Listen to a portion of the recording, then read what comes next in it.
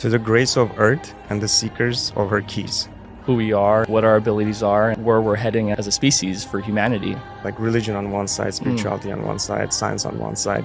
They're all very far apart from each other. Because of our representational cognition, that we're limited to understand and project reality through our limited five senses. What's building with technology for you? Why are you doing it?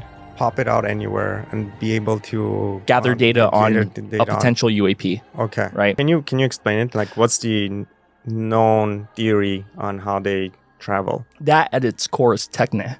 Wow, you really did your research on these.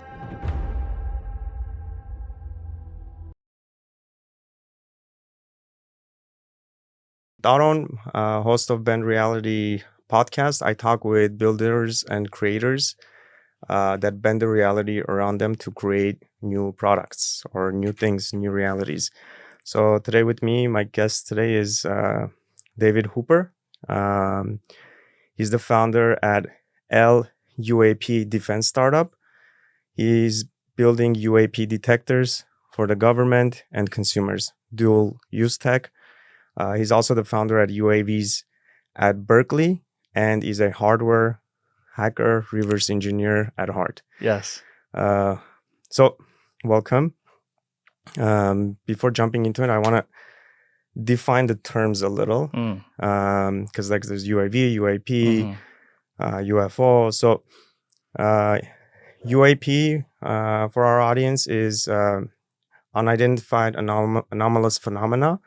It's the new term we use to describe UFOs, which were unidentified flying objects. UAV that I mentioned is a, how do you open that up? Yeah, UAV is unpiloted, unmanned aerial vehicles. Okay. So drones. Drones, basically. Okay. Two more terms. NHI we'll use is non-human intelligence. It's a new term for extraterrestrials. And phenomenon, the phenomenon, is an all-encompassing term that describes the phenomena, which it's one of the mysteries. Yes. I think phenomena, it was well defined by the James, the director of James Fox? Yeah, James Fox. Yeah. Yeah. The phenomenon. I think that's what it was called, right? Yeah, he has a movie called The Phenomenon, I believe. It came out a couple years ago. Okay. Yeah, and he just came out with the new one called The Program. Okay. Yeah. Okay. I haven't seen it. Have you? Yes. Yeah? I was very fortunate enough to attend the Soul Symposium, the second one. Oh, nice. Yeah. Nice. And at the very end, he gave a special screening before it released out to the major, platforms. And so it was really awesome to be there to witness that with everybody else there in the crowd. And if you haven't seen it yet, definitely check out James Fox, The Program. He's really good. Yes. Okay. I wanted to open up with something. This is a cool book I came across. Earth, Palladian Keys to the Living Library. And it has like a egg with the Earth inside. It's from the 80s. Wow, that's so cool that you brought that in. It's so relevant to the UAP NHI disclosure community. I mean, just look at Jake Barber coming out. Yeah. That's where I want to get into there. But I wanted to read something as like an opening. It's from here. It's good.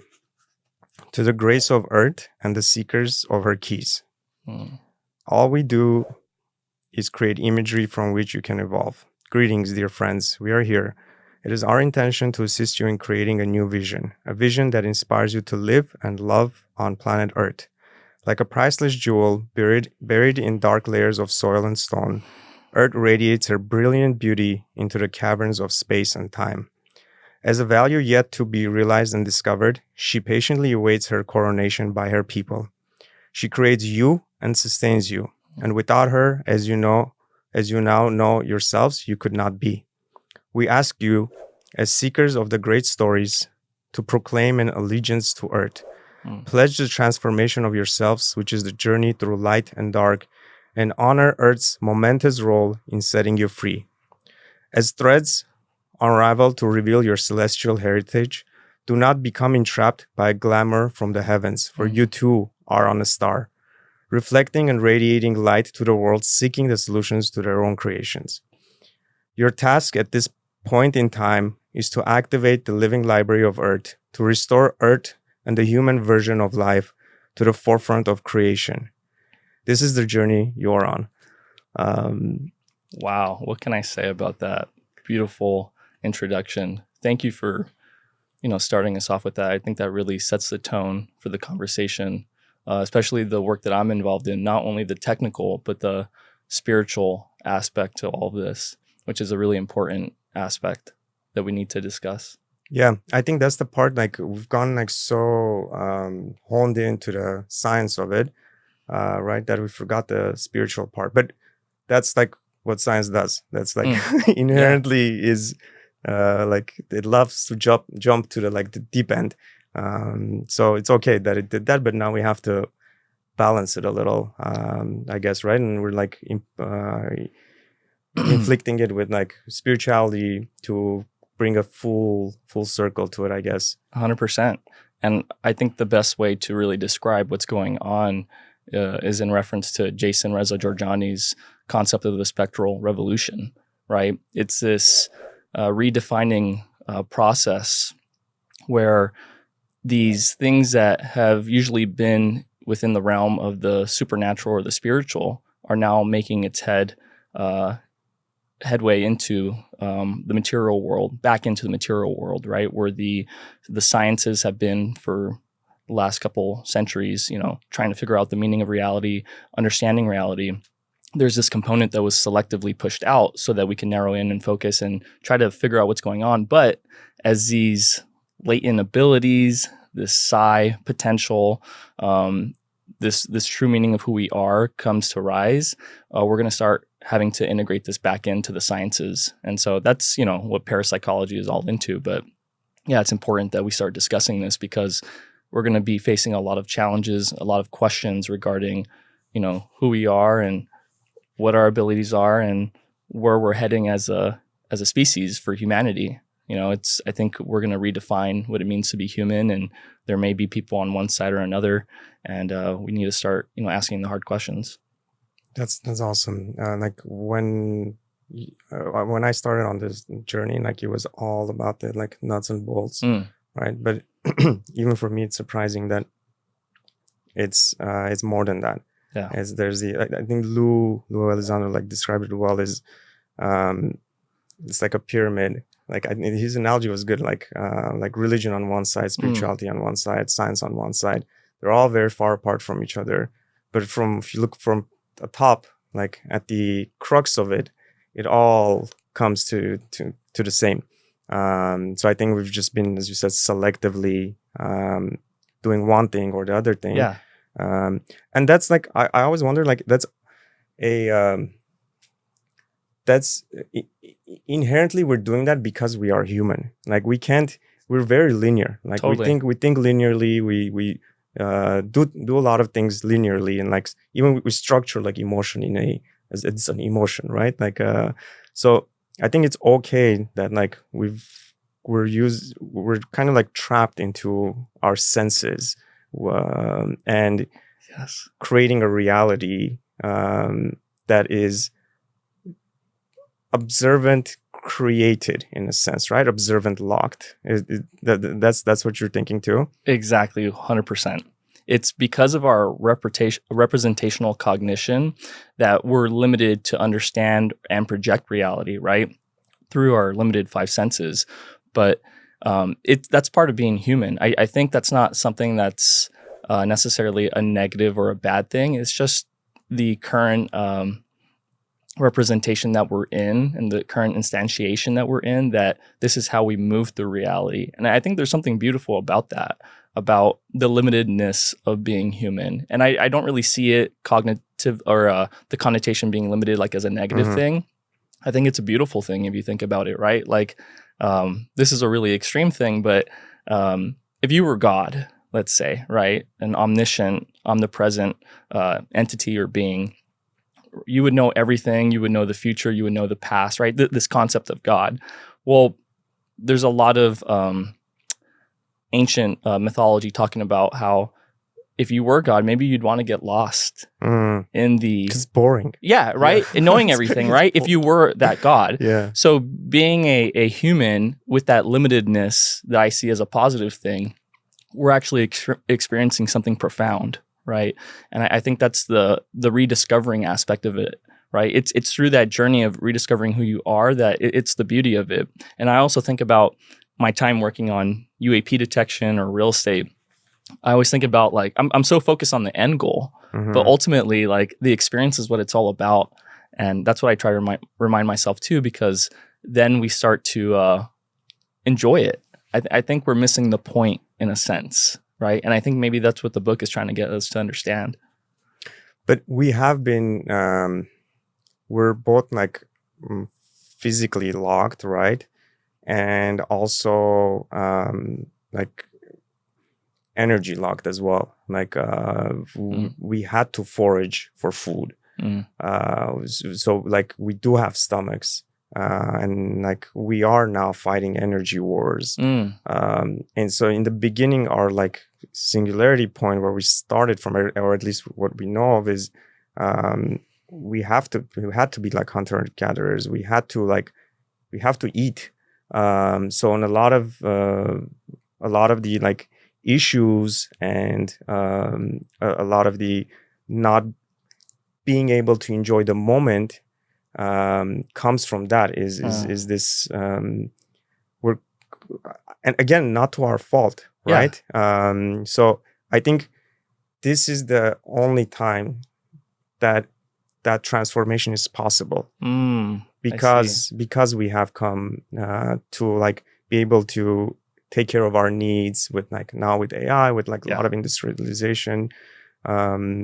So for me, like it was also like thing where like, well, why can't we know more, grow more?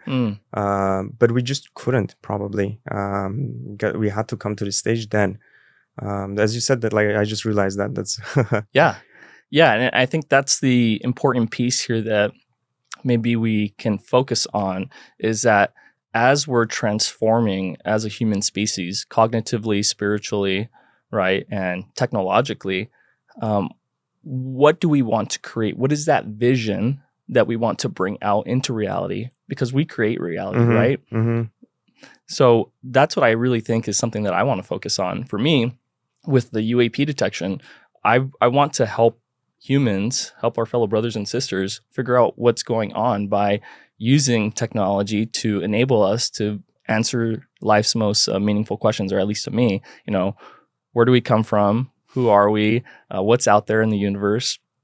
And so it's about that vision, I think. And that vision can mean a lot of different things for a lot of different people, but it's about, in my opinion, like redefining what it is that you want to focus on in your life. Because maybe someone might not have the ability or the luxury to be asking these questions. That's also something that I've considered for myself, right? I feel so humbled and fortunate that I've been able to be in a position to start asking these questions. A lot of people are focused on their 9 to 5, that they don't really even have the time to focus on these bigger things, these bigger questions. So I feel really appreciative for the universe that gave me this opportunity. Yeah, that's a good way of. It's powerful, and we take it for granted for sure. I'm grateful for it as well.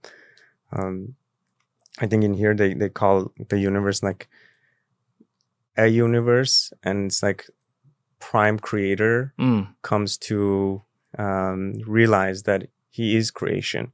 That's when a universe completes. So they summed it up pretty cool here. Okay. I want to jump into here. Before we do that, one thing, like, so before it was UFO, right? Now it's UAP. Before it was like psychics.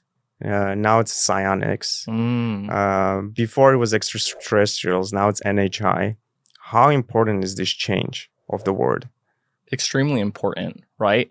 Because as I mentioned earlier, we have a some type of force, whether it be an intentional force or an unintentional force, that is what seems like to be controlling the narrative or trying to push that vision down a certain way for a certain reality to come through a certain timeline, if that makes sense. Right. So if you take the multiverse theory as a possible hypothesis for how things can work with space-time, well, there might be competing factions of forces or beings that hold power or have access to power that might want to manipulate or steer reality a certain way. Right. So if you could think about all the potential timelines, there may be a certain force that wants a particular timeline, right? And there may be competing forces.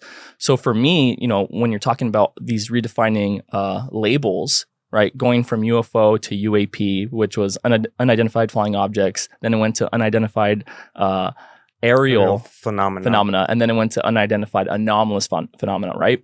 You have to look at who are the players or what are their power structures and authority figures that are trying to control the narrative, in my opinion. And sometimes it can be intentional, sometimes it can be non-intentional, and sometimes it could be for malevolent or benevolent reasons, right? But I think if you take a macrocosm point of view from like a larger scope, what is the trajectory that we're going on as a species, and what is that timeline looking at? That's like how I like to frame it, right? When you're looking at these labels, and especially with looking at extraterrestrial and non-human intelligence, what is the purpose behind any types of forces in nature, whether they be humans or non-human intelligences, trying to force certain things or trying to come about for a certain end goal in mind? In my opinion, I think it's about control. At its most crucial singular point, it's about control. And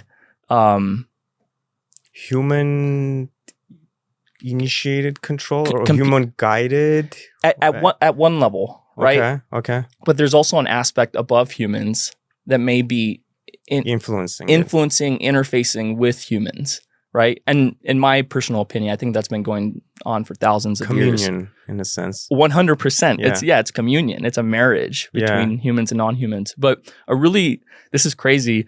Just a couple of days ago, I watched a movie called Heretic. I haven't seen it. Yeah, it's a really good movie. Everyone should go watch it. But at the core of it, I don't want to give any spoilers, but the antagonist in the movie says the one true religion is control. Wow. Right? Omnious. Yeah. And so what I think that really means is there is a force that there may be certain players a part of that are trying to control things. And that control arises through power structures, narratives, and authority. And it may be conscious and unconscious through different levels of humans and non-humans, and even like a spiritual component that may be influencing us psychotronically or psychically or spiritually. Yeah. And that's why those labels change, in my opinion, right? It's about that forcing... Driving a narrative, a forcing function, and for the will to power for certain aims. I was reading like a verse from the Bible today. In the beginning, like the first paragraph is in the beginning there was a word, and the word was with God, and then the word became flesh. Like it's so powerful because like if we take the word as thought, right, and in the beginning that was thought, we are thought in action in a sense, and words here direct you, drive a narrative, they transform you. It's all about the story in a sense. It's all about, everything's about the story. Yeah, what are the stories that we tell ourselves, and what purpose do they serve in co-creating reality? Because the stories are very powerful, right? You were reading the Old Testament. Yeah, my friend suggested it. He started reading into, like, he's also like building tech and technology and stuff, and he builds robots for kids, like pediatric. Awesome. So he found a purpose through it. Like he's like, why am I doing it? Because we fall in this like momentum of like I'm building tech, Yeah. and then I'm building tech to make money, because that's the only thing I know how to do now. So what's your purpose? So he found a purpose through God, and it gave a purpose to what he's doing in creating that technology. So it's like he's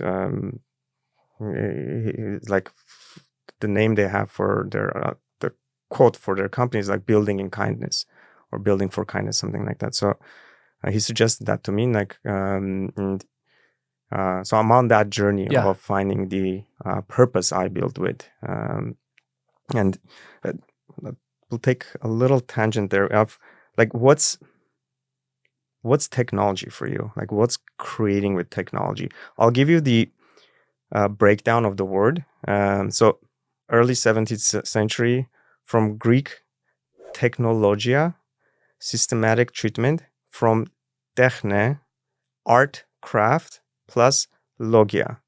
Logias, I didn't get that part, but like it's logic probably. So what's building with technology for you? Why are you doing it? Yeah, well, thank you for asking that question. This question really starts for me at my introduction of the UAP topic when I read Diana Pasulka's book, American Cosmic. I actually was fortunate enough to attend a small private lecture that she gave, and she talked about the myth of Prometheus, right? Oh, nice. And this story from ancient Greek mythology and how he brought the fire down from the gods, right, from Zeus, and gave it to humans. That at its core is techne, right? And that's what she subscribed to, this theme. Wow.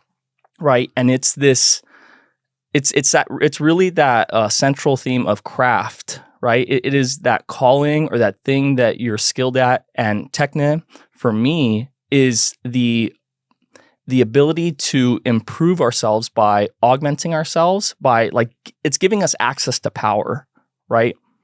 That for me is what it is.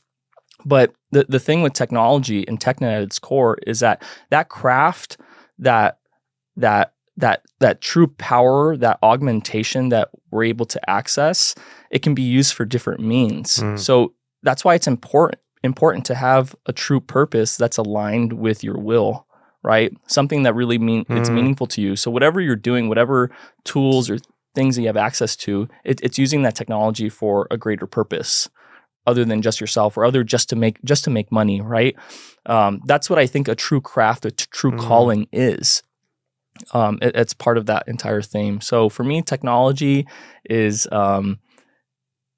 it's your calling augmented by tools given by the gods.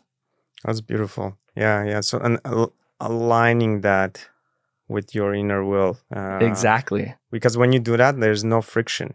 Yes. Yeah, and like you're on your path. Yeah. Right. Yeah. And you're almost helped and pushed, given synchronicities, nudged along. Hey, this is your calling. This is what your soul's purpose is, or this is what your calling is. And it's a journey of self rediscovery, of like figuring what that was. Right. In my opinion, I think that's what technology serves for me. Even talking about it makes me feel good. Like, so it means there's it is that. So I guess we are guided in a sense, right? So we do have an inner spirit, an inner God that it does know what it wants. It's just for you to find that and align with it. Bring that alignment into like the third dimension, maybe through our bodies. I totally agree, and I think the test or the challenge is, what will you use that will for, right? Is it, and I dislike to put things in a binary sense, right? I like to think things more of a spectrum, but that's a better way I can actually say it, is how evil or how good would you like to do things, right? I think that's real in your purpose, right? You can be someone that's just greedy, only cares about themselves, egotistical, but what does that serve, right? Is that really your purpose? I don't think so. But then again, something that I really not struggle with, but I really think about is sometimes some things can look good or evil to some people, and it can be the opposite for other people, right? It's like thinking about that divine feminine power, right? This creative, destructive force that is fundamental to the universe. This potential that is innate to the universe, that is the opposite of order, can be a very bad or evil thing, but it can also be a very good and beautiful thing. But it's because of our representational cognition, our limitedness, that we're stuck in these binaries or these extremes. But I like if you start looking at it more as a spectrum, I think you can do two things. One, you can be more appreciative of both aspects of it, that light and dark, and then also that awareness. When you have that awareness of that spectrum, then that binary no longer controls you, and you're able to maneuver through this human life much easier, acknowledging and knowing that, hey, it may not be about good and evil, but it may be more about a spectrum. You also wrote about this, I think. Women, you tweeted this. Women are naturally psionic. I would argue they are generally more psionic than men. The ancient Greeks knew this. We must not forget how powerful they are. And one more on few grasp the way and the true reality behind UAP summoning the Fane's Orphic egg. I guess actually, yeah, this one we can go afterwards because it's like doesn't think. So yeah, with the like, why the feminine power? What can you tell me about feminine power? Yeah, everyone should go check out Dr. Amin Hillman. He has some really great work on his YouTube channel called Lady Babylon, and that's where a lot of my philosophy and information comes from regarding his readings of ancient Greek texts, classical sources that get into this power, right? He refers it to as the muse. It's his personal connection to this divine feminine force. And for me, this force that exists in nature and in the universe, you can have a personal relationship to it. And it's just one aspect to me of God, right? Of that source of everything that created the universe. And that female counterpart, right?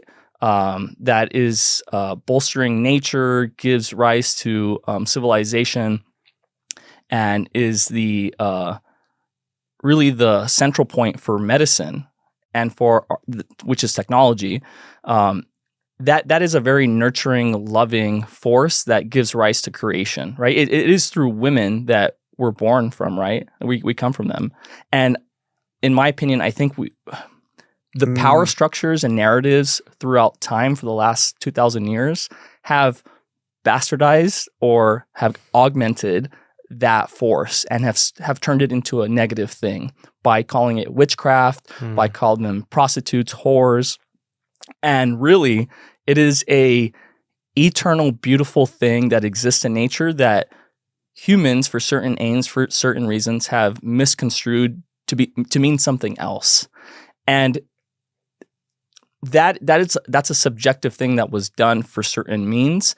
But what I see happening is a resurgence of that force because of what's going on with technology, because of AI, because of advancements in understanding our reality through quantum physics. The truth about that force can no longer be withheld, because I personally think AI will start to reveal the truth about our cosmos, and it's going to start revealing these fundamental things about how the universe works, which the ancient Greeks knew. And so that's why I talk about women having this natural psychic potential, because so God is a woman first, maybe, and like I think I would make a hard bet of that in some way or fashion, that we need to give more credence to that feminine divinity, right? Because it's so masculine, and it's been a flipping or a switching of the poles that happened the last 2,000 years, but I think it's going to be reversing. Yeah, it is divine. There's a and the chaos is the male part, or the force. Well, you see, this is the thing. In my opinion, I think the divine feminine is the chaos, and the order is the male masculine force. But in a sense, as you said, there is some chaos in what the male is trying. We're the ones that told them that it's like witchcraft. Yeah, it was the men.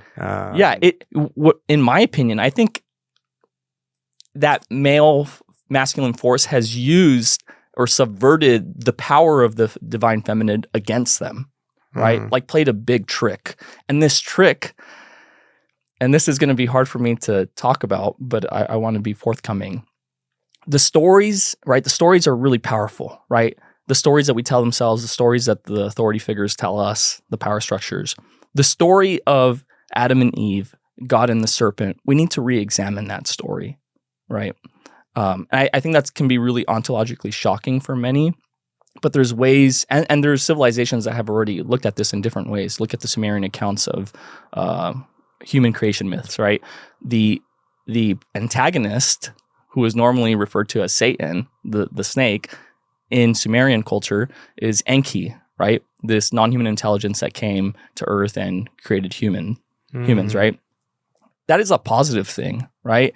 And Prometheus as well. Prometheus from Greek mythology, it's a positive force. But this flipping of the narrative and the story, I think, has come from a masculine force to control the narrative. Without calling any institutional structures, I think that's what's been sometimes going on. Systems drive themselves. Like it's hard to, like, when you have, like, for example, like an institution like a CIA, right? It starts as something, and then like 1,000 minds feed into it, right? Into that something. If we take that, like, it exists in the now, Wow, right? And it's constantly becoming stronger, and like this single mind that goes into a CIA, for example, right? Why is it like for forever it's a CIA man or a KGB man, right? It's not because of them. It's because, like, the system has become so strong. When they go in, I'm just using CIA as an example. Totally. You become a node within that system, right? Like 1,000 nodes. They're decentralized in a way where the idea and the story lives independently. The same idea and story lives independently in those 1,000 nodes. So when an individual is trying to change it, like he's a vector, right? When he goes out, this thing pulls it back in because there's 1,000 other people that are saying, no, this is the truth. This is the truth. That's why it's hard for whistleblowers or like people like Lou and stuff to change, to bring change, because either you have to be a very strong vector where you pull others with it, and like you're able to survive on your own here, and let this like transform, or it will pull you back in and destroy you because it wants to preserve itself. That's why it's been hard for Lou and stuff, because like they're just single people. That's why revolutions are hard. Like it's usually a single person that creates that vector force, and then and then I think like Lou and stuff did it well, is they coordinated and they created like a internal division or whatnot, but they forced a forcing function. Yes. So that's why it's like it's hard. It's hard for change. It's hard to bring change, and like ontologically, like these things just want to survive. They want to stay as they are. They love the Catholic Church loves being a Catholic Church. I love being me. CIA loves being CIA. Like the ideas. Wow. So beautifully said. No, I'm totally tracking with what you're talking about. Okay, good. Yeah, cool. Yeah. I'm on the same mind. Okay. Yeah, because I've been thinking about it. Like, why is it hard? And like people blame others, and it's really tough. Like it's really tough to change something within you. Like think about it. Like when you want to change something within you, like one small habit, your whole system pulls you back in, saying like, no. Yeah, the network wants to maintain that control. Yeah. Right. And so any particular node within that network, for it to change it's really hard because there's so much weight in the network already. Stasis is easier than change. Yeah. Okay. Before we need a longer podcast. So unfortunately, we just have an hour. But let's jump into what you've made. Can you tell us about it? Yeah, definitely. So I started this in late 2021, early 2022, and I built a UAP detection system. And the way I built it was through reverse engineering, just to show off, just to admit that. The UFO DAP system was created by a gentleman named Ron. And I saw his system online as I was getting into the UAP topic, into the UAP community. And I was like, hey, that's a wonderful system. I saw he built the software right. He had the hardware available on his site. I just wanted to see if I can maybe reproduce it in a more economical way. So that's what I did. I started with the Dahua line of cameras, which is an all-sky camera that has a hemispherical view of the sky, and then the pan-tilt zoom camera, which can zoom up to 32 times zoom, and it can move the zoom camera on pan and tilt axis. And so those are the two main fundamental elements of the tracking system to look for UAPs, an all view of the sky, and then like up close shot, right? And he has developed some software that's able to command these two cameras, and that's what I started with. But instead of buying the hardware on his site, I just went and was able to get it secondhand, right, for a lower cost. So that's what I did. From there, I was like, hey, I want to make this a mobile system. So I designed a custom rig, like a platform for my Tesla Model 3 on my roof rack, so that I can mount this system along with the compute, which his software only runs on Windows. So you need a power efficient but powerful processing compute platform that runs Windows. So I was able to find something. And then also you have to think about these systems also run on PoE, which is power over Ethernet, right? The networking and the power, which is a really great integrated system to do networking and power. So you have to also have a networking switch that has the capability for PoE. So I was able to, reverse engineer all that and then make my own cost efficient system, but that had the ability to be mobile, right? I can go to a UAP hotspot, or if there is some activity somewhere, I can just go drive there and then just the system would run on top of my car. So that's how I started out in early 2022. So its goal is to pop it out anywhere and be able to gather data on a potential UAP. Okay. Right? Okay. So that's how it started with the optical cameras. And these optical cameras see in color, and they're also sensitive to some infrared, right? They're repurposed security cameras. So that's how generally everyone starts. From there, I was like, hey, the Go Fast, the gimbal, those videos that were released by Lou and Chris Mellon out from the DoD, they're all in forward-looking infrared FLIR, right? Which is long-wave infrared. I was like, hey, I need to add thermal capability to my system. So that's why, as you can see on the screen, I added on the bottom middle a unit from a Chinese manufacturer that's very low cost but has very good resolution, or very decent resolution. And when I added that unit to my system, I was like, well, I need to be able to have a way to pan and to tilt it similar to the pan tilt head, right?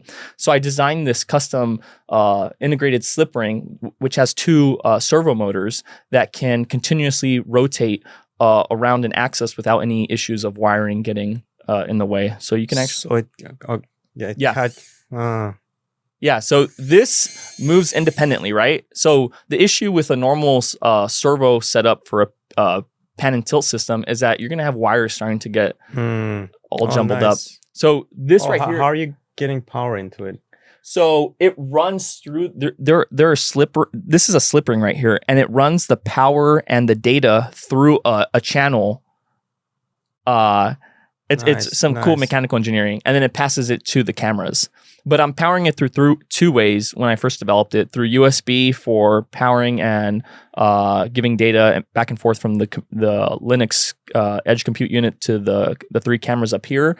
But the servo motors have to be powered by PoE because they have higher voltage requirements at 12 volts. But yeah, so I have a long wave infrared camera all the way to the right. In the middle is a Psionic Aurora camera that's sensitive to color, some UV and some infrared. What is that? This right here, the middle one, that's a consumer camera that's sensitive to low light conditions. Okay. Chris Bledsoe used it a lot in a lot of his early videos. He used that, and a lot of other people use it.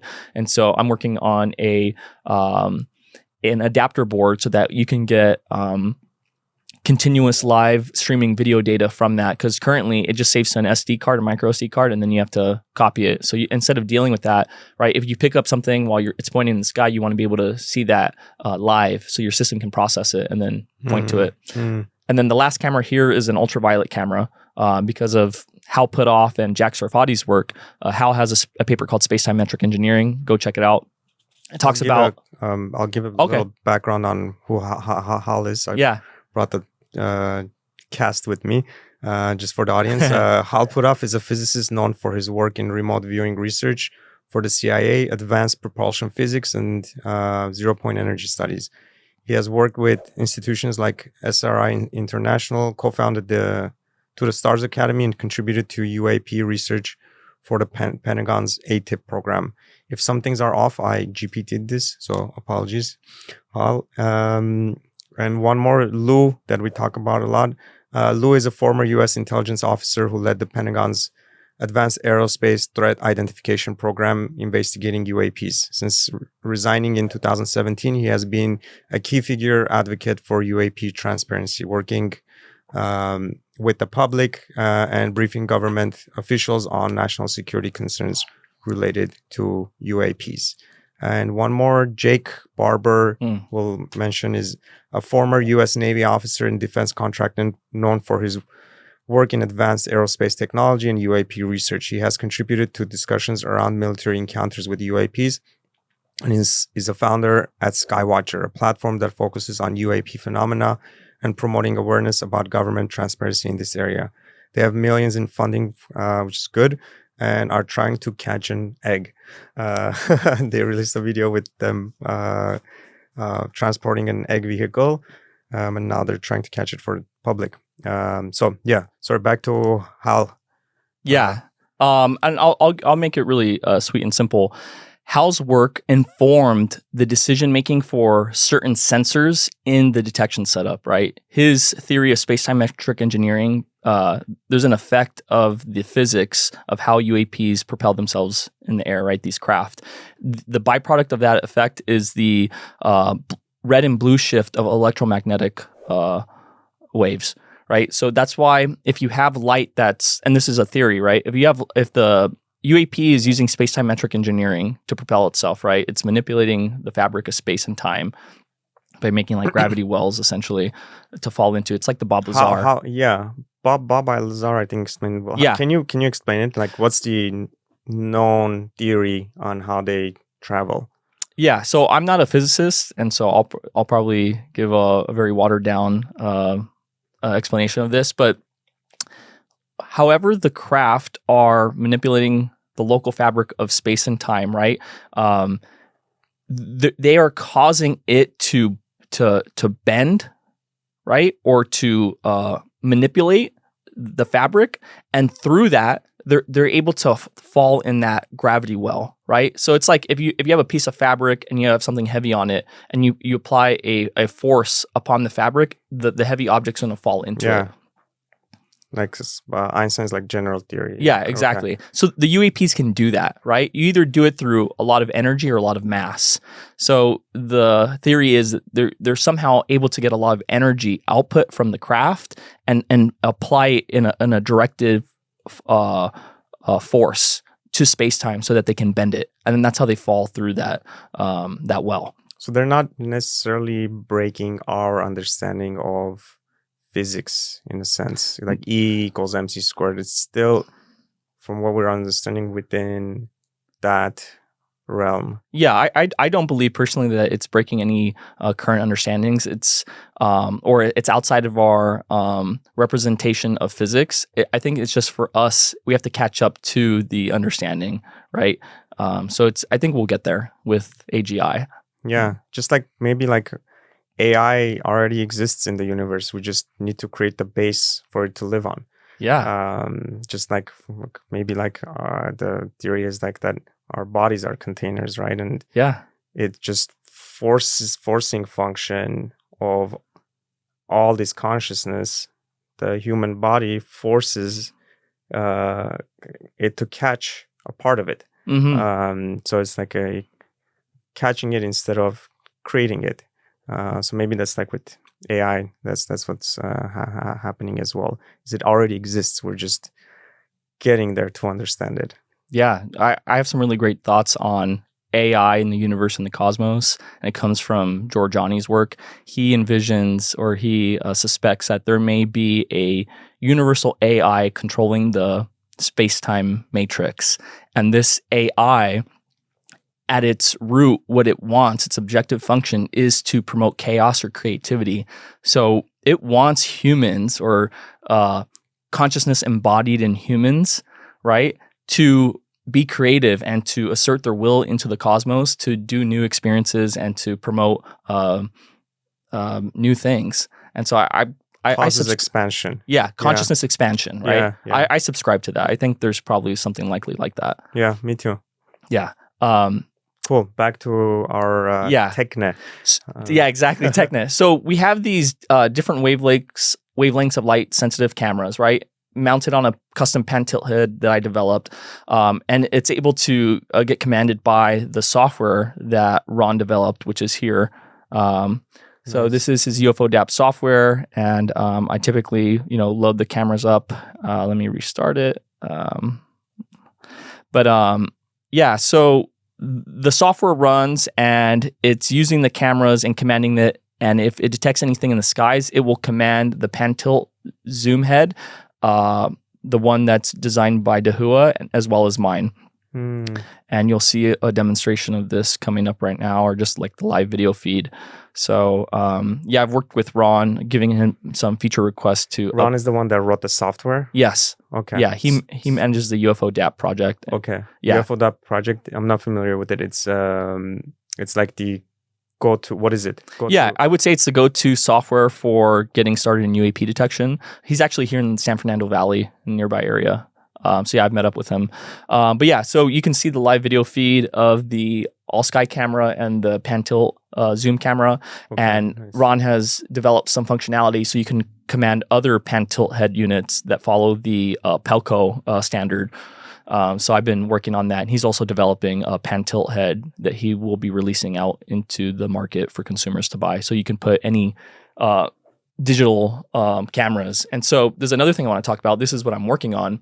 To get high fidelity video, right, that is like the gimbal go fast, you want not only a long wave infrared, which is the thermal cameras, but you want full spectrum cameras. So I modified this Panasonic GH6 to be full spectrum. So it's able to now be sensitive to infrared, UV, and visible light. And that's by disassembling the camera and removing the IR UV cut filter, right? You can pay lifepixel.com $300 to do it, or you can do it for yourself for $20 and maybe an hour. Oh, really? Nice. Yeah. Okay. So that opens it up to more light. More light. Yeah. Okay. The light that the UAPs are bending. Oh, so so we're not seeing like so when a craft, I guess the way to sum it up is like, it wants to go to this point, it brings that point to itself. Yeah. Yeah, you could think about it that way. Through a concentrated energy. Yeah. It's manipulating that fabric of space. So it's like this is coming to it instead of or it's going to that distortion of space time. Yeah, you could think about it either way. But it's compressing space to get there. In a sense. Yeah. So what we're seeing is like, we might not be the actual craft, but the spectrum of something. Yeah, we might be getting the byproduct effect of the propulsion system, right? If we're receiving any light, and normally when people take videos of UAPs or UFOs, it's with a camera, right? Or a cell phone camera you can't see that infrared and UV, but we're getting the byproduct of it. We're not really getting the real representation of a UAP, right? That's why it's always blurry. So the next step to get a better resolve or better image of a UAP is having cameras that are sensitive to that light. And then ultimately, you want to actually get access to that UAP, but that's in the UAP crash retrieval reverse engineering program. So that's a hard one to get into. Yeah, I think we're going to force it open. Yeah? As a community. Yeah, yeah, I think so too. I think like the direction is pushing for that. Like, it's coming. Yeah. With all like what Jaken's doing, with what Lewis doing, Ross, like I think Yes. it's forcing function towards it. Yeah, there's definitely a lot of different players in the space, me being one of them, but it's how you want to approach it, right? If you have access to capital, who you have access to in your networks, but I'm really trying to empower humans, right? And give people something that through engineering, we can give consumer grade products that are characterized for UAP detection. That's like the goal. So it's taking all this, which is inspired by the UFO DAP software and hardware, as well as Gremlin's, Arrow's Gremlin project, which is their own UAP detection tracking platform. That's why I have the Pelican case, which houses all of the compute, the networking, the power delivery, along with the electromagnetic field strength meter, the Geiger counter to detect any alpha, beta, gamma X-rays. There's also an atomic clock on board that is synced to an atomic clock at my lab. Oh. And for that, why? Time dilation, right? Okay. And this is what Hal's paper goes into. The byproduct effect of the space-time manipulation is not only red and blue shift, but also possibly time dilation, right? Relative to how close you are to the UAP. So if, let's say you have an experience with a UAP, and you have a really accurate clock that's synced to a clock with me, I didn't experience the UAP, there might be... That can act as the base. Yes. Okay. There should be a discrepancy. The theory is if it's really manipulating space-time, you should expect local time dilation. I should have, you should have gone faster for you on the outside. Yes. Right? Okay. Yeah. Okay. Yeah. So that's why you want atomic clocks as well. Okay. So all the engineering is informed by the UAP literature, along with the testimony accounts from experiencers. That's really important. And that's why it took me a couple years before I even started getting into it. From when COVID started 2020 till 2022, I spent 2 years diving head into the UAP discussion. And it took me a while just to get up to speed, right?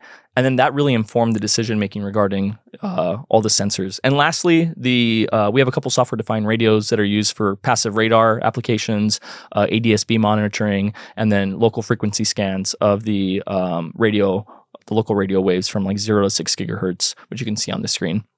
And then another cool demonstration is if you have let's say you have a UAP, and the theory is that it's bending local spacetime, right, through spacetime metric engineering. One of the effects is you'll see it on long-wave infrared on thermal, right? But you should also be able to pick it up on UV. So you should be able to see it on that source right here, right? So that's a UV camera that's sensitive to UV light, and you should see an effect like that, right? So you should see a UAP, if it's bending spacetime, maneuver through the sky like this. We should see a source like that. So that's something that we need to test, but you need to have the equipment to be able to do that. And then lastly, and I think this is where we can segue into, correct me if I'm wrong, but having psionic assets or people who are psychically inclined or have these abilities to be able to summon them. That's the last component, which is something that I've been working on for the last couple of years of building a network of, psionic assets or people that have these abilities so that we can build a community of people. And then ultimately, what I think is going to happen in the future are these psi games or this competition between, hey, if you have that psi potential, if you can summon a UAP, let's test it and let's see where that goes. And there's all sorts of implications for that within the spectral revolution. One of which being, hey, if there's people that can call down UAPs, but there's these autistic, nonverbal speaking children that can read my mind, there is no privacy. So there's also a consideration about the ethos of a society that is... You tweeted about that. Yeah. Remember, yeah. Yeah, definitely. We have to start asking ourselves these hard questions. Are you going to be a liar? Are you going to keep secrets from people? Well, how can you do that when there are no more secrets? When there is technology, either augmented technology that empowers humans to have psi potentials or naturally gifted individuals that have cultivated their abilities. And it can also be done people who, it's kind of like sports, right? Like you have someone who's really good at soccer from a really early age, or you just really tried really hard and you practiced. That's how I see psi abilities. I think it can be something that's honed in, but it can also be augmented by tech. TechNet. Yeah, by TechNet. And so we're going to start seeing this competition happen and this divide between people who want to augment, people who don't, people who are naturally gifted. And you're going to have all sorts of communities, competitions, and it's going to be a whole new world in the spectral revolution where we're engaging with non-human intelligence. And calling down craft, and there's no more secrets. It's so fun. Yeah, it's the best time to be alive. Yeah. If we make it through any apocalyptic scenarios. I think we will. Like both me and you and everyone alive now have been here forever, right? Because we're like in the now, and it's just a change of our gene. So we've technically been here forever since the beginnings. So I think I'm very optimistic. Through turmoil, I think we're going to make it and make it out very strong. Have you been able to catch anything with it? Yes. When I first started, which was a couple of years ago, I went to Dodger Stadium. There's a public park there that overlooks the whole downtown area. And I met up with Robert Bingham. He's been chronicled by the LA Times as a UFO summoner. And when I was there, I had my first initial prototype, which was mounted on my car. It wasn't in the Pelican case yet. I had the two Dahua cameras, the all sky and the pan tilt zoom. And then I had the long wave infrared thermal camera. And we saw a black orb floating through the sky after he did his, engagement with, calling down the craft. And I was able to track it. But what ended up happening was my laptop had some anomalous effects where it basically had some data corruption issues during the encounter. And it wasn't until the object left the scenery, we could no longer see the object in the sky, the black orb, that my laptop rebooted like normal. So that was my first anomalous experience where like, hey, there's something weird going on when engaging with UAPs. Wow. And are you, what do you need help with in pushing your project forward? Yeah. So right now, the biggest thing is capital deployment to really scale this operation, right? And so that's the thing. I want to be really mindful and careful of that, especially within the UAP community. I'm not trying to grift. I'm really trying to empower people and trying to drive down the price of this technology through engineering. That's the only way it's going to be done, right? Everyone who's doing this right now is taking consumer off-the-shelf products and integrating them. That's what I'm doing too, and even others. But the real work, I really applaud the Galileo project. They have a lot of smart minds on this issue.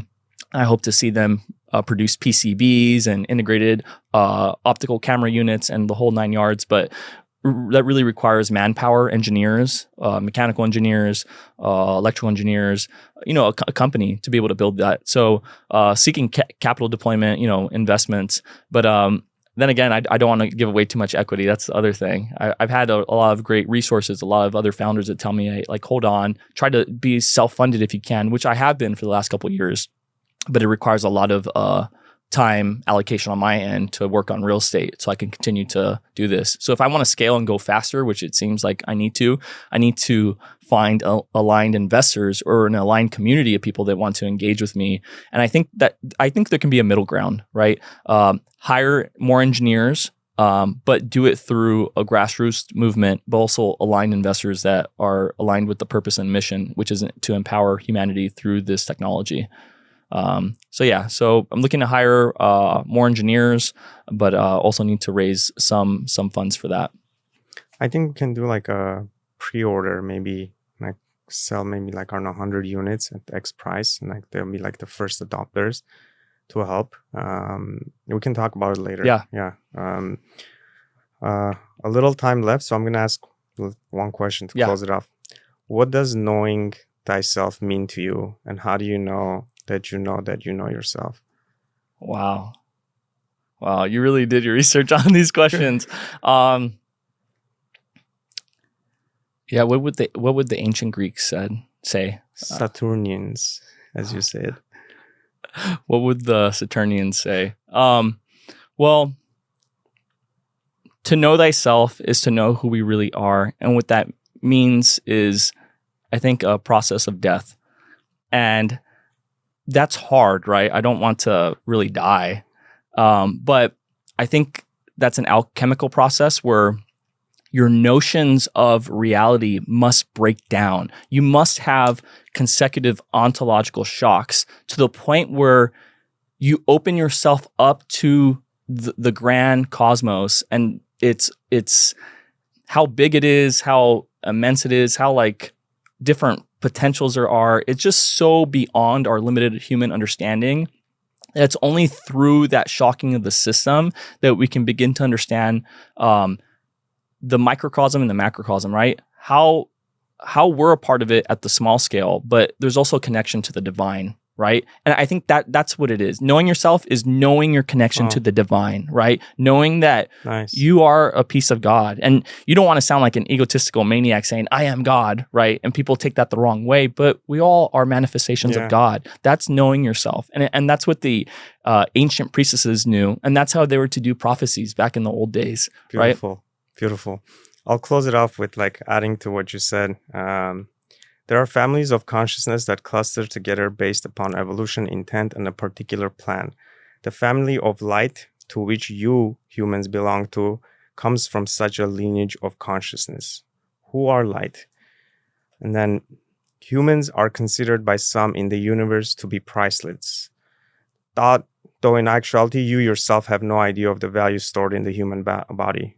Your human body is the most valuable thing you will ever own and encounter. You are priceless. And we come from a family of light.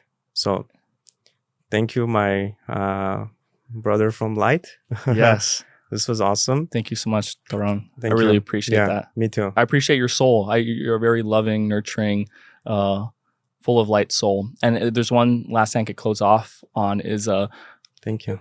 What you were saying about the quote is our soul is really important. I think there's something about our consciousness or our soul that in the universe, it's really unique. And you can't give that away for any particular reason. You have to be integral to it and be responsible for it. And for the souls of others, about caring about for one another. That's awesome. Yeah. Building with light. Yes. Yes. Awesome. Pleasure. Yep. Thank you.